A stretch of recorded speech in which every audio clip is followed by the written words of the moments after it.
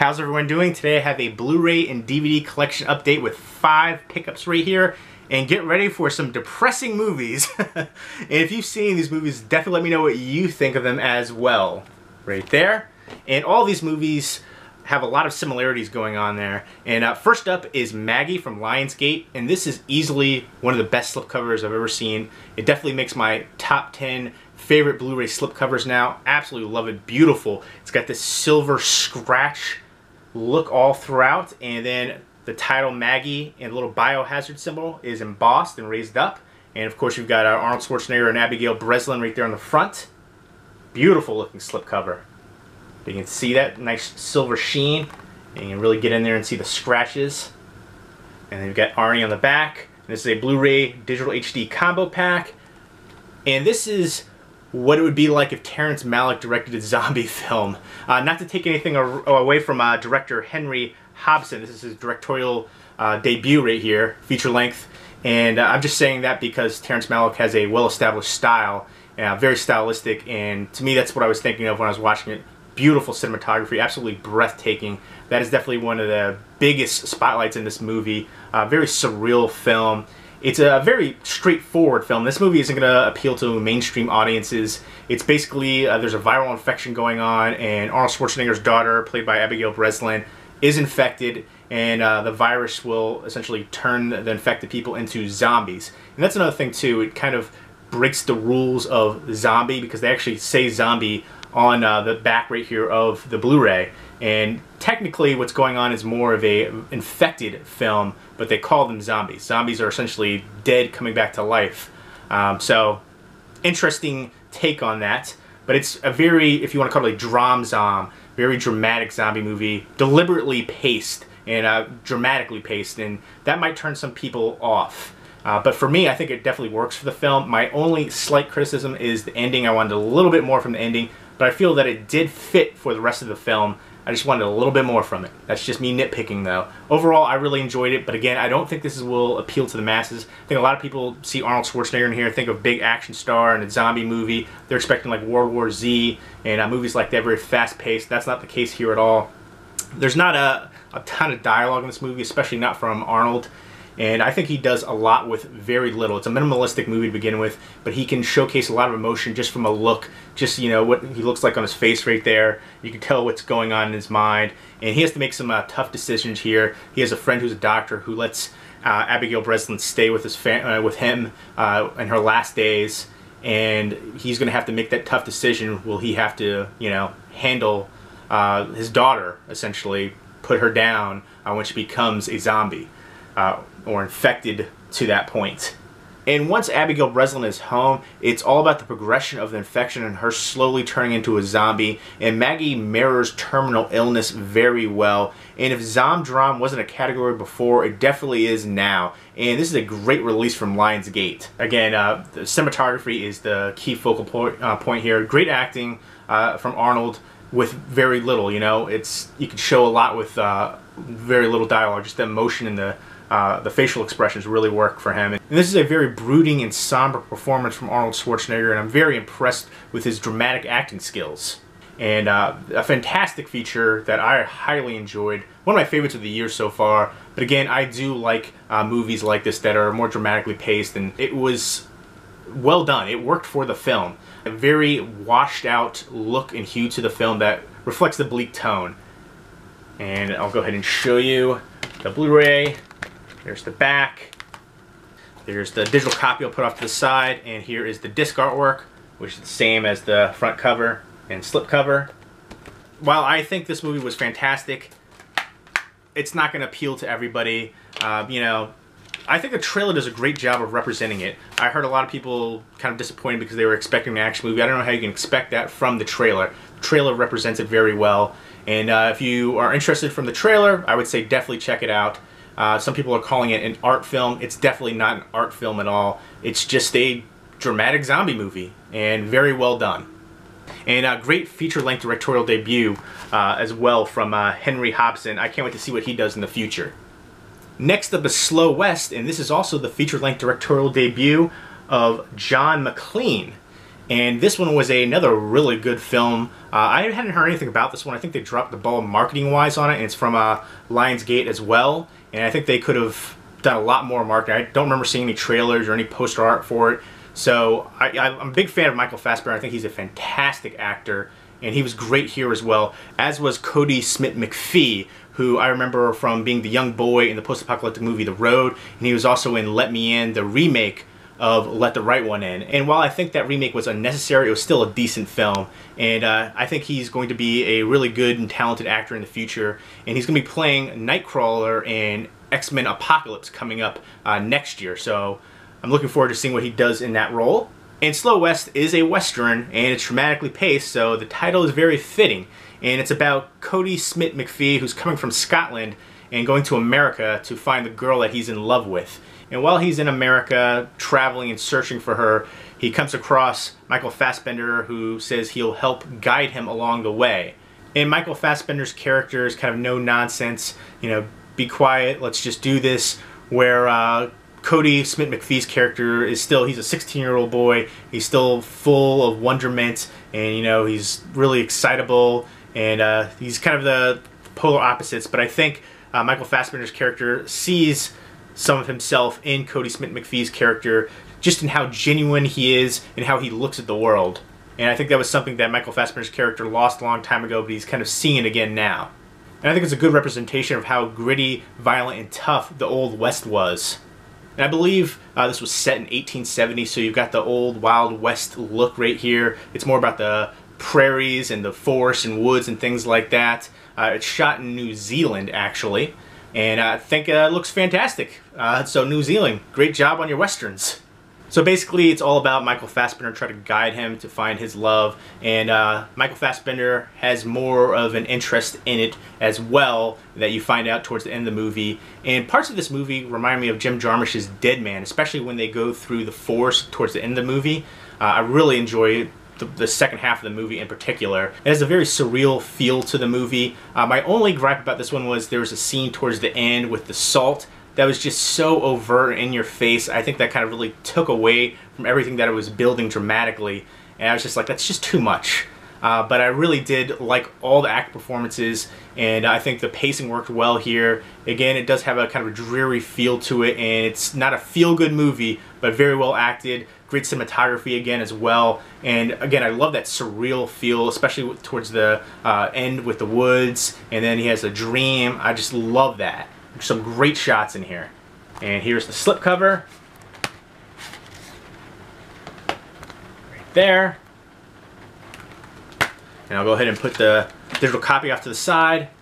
There is the disc artwork.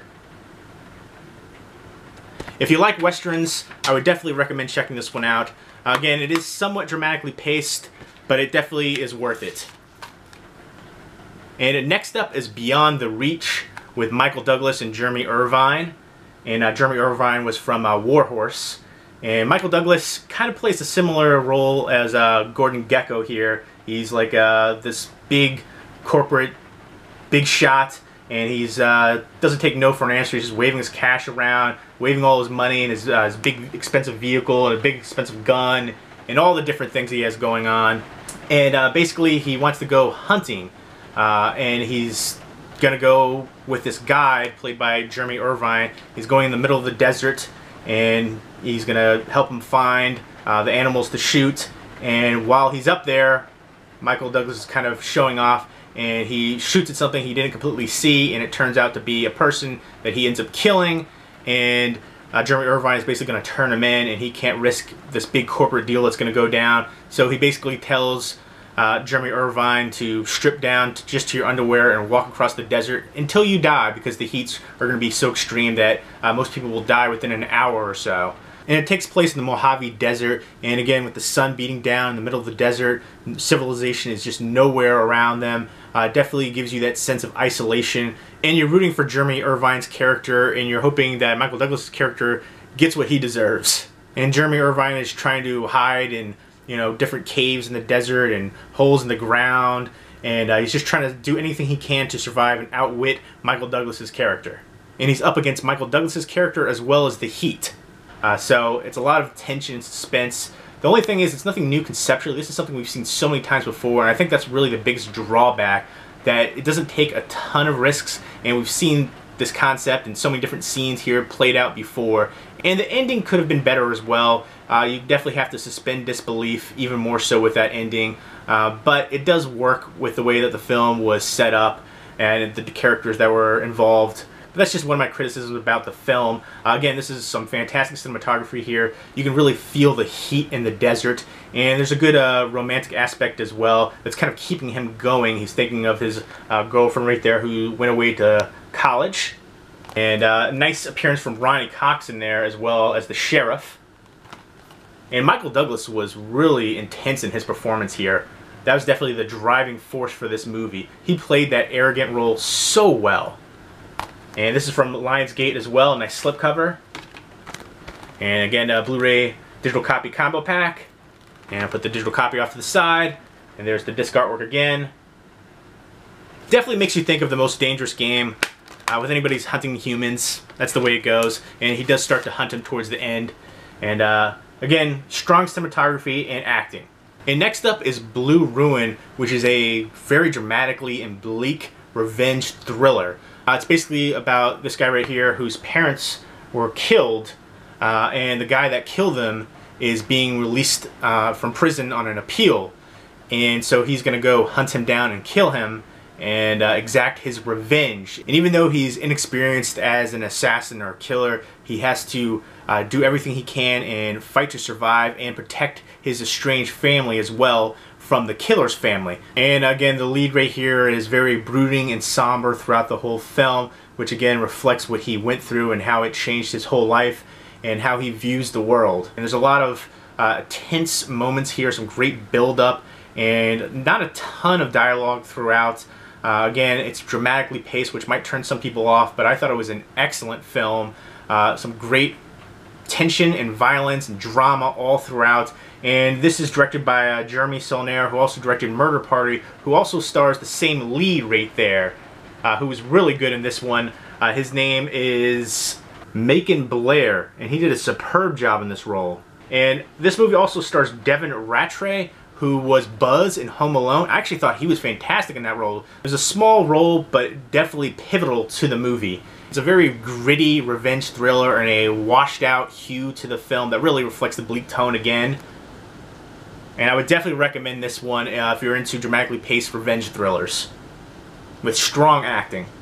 And last but not least is Echoes of War. I went into this not expecting a lot. I haven't heard of it. I do like James Badge Dale and Ethan Embry and William Forsythe as actors. That was the main draw. And it looked like the typical Civil War movie from the trailer. And then after I watched the trailer, I realized that the trailer gives everything away. So I would honestly say don't watch the trailer. I would go into this blind if you're into dramatically paced family drama westerns. And this is set right after the Civil War. It's basically a post-traumatic stress syndrome Civil War movie. James Badge Dale was phenomenal in the lead role right there. Extremely intense.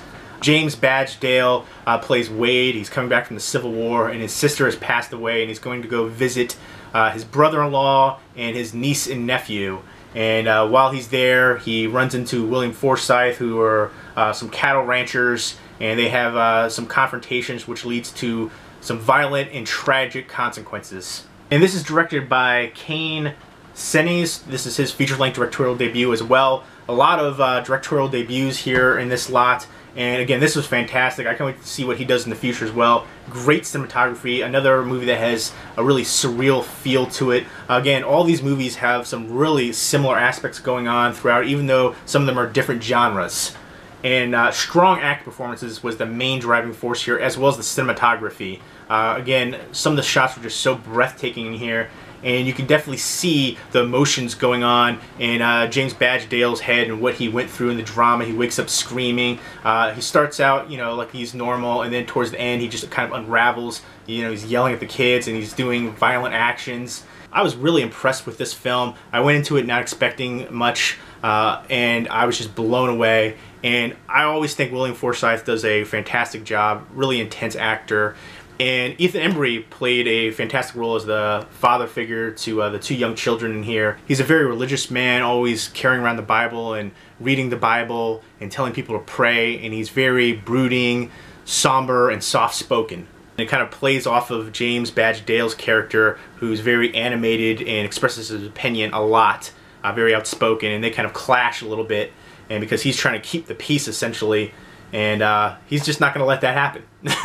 And it's almost kind of like the Hatfields and McCoys. They're kind of feuding families, and they're on neighboring properties as well, right in the middle of nowhere. Essentially, they're the only ones around for miles, and so they have to bump into each other all the time, and then the different family members interaction. There is a romance as well, kind of a forbidden romance, and the climax especially is intense. You knew something was going to happen, and my heart was just pounding, and it's definitely a great payoff here. If you're into westerns set within the Civil War time period, I would definitely recommend this one, especially if you're into dramas of that period. Again, strong acting here. Cinematography was phenomenal.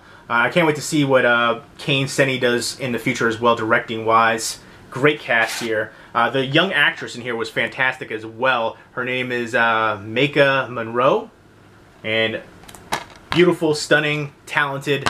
And there is the disc artwork as well. This is from Arc Entertainment. On the back it says a gritty, well-acted masterpiece. I highly agree with that. Exceptional indeed. A lot of times I see the blurbs on here and I'm just like, come on, really? But this one is very fitting. Again, just a phenomenal, intense performance from James Badge Dale. Just blew me away. Again, you can see what he's going through, and he brings everything home from the war and how it affects him. Just riveting performance, and just a strong movie overall.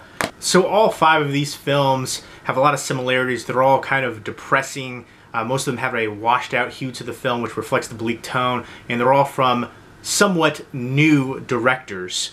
Some of them have done other stuff, shorts, and a couple other films, but 3 of these movies are feature-length directorial debuts, and there's a lot of talent here, and strong cinematography and acting in all these movies as well, and almost all of them are impressive. My only one that I thought wasn't that impressive was Beyond the Reach. Strong performances in here, but it's just something that we've seen before so many times, and I didn't really care for the ending so much.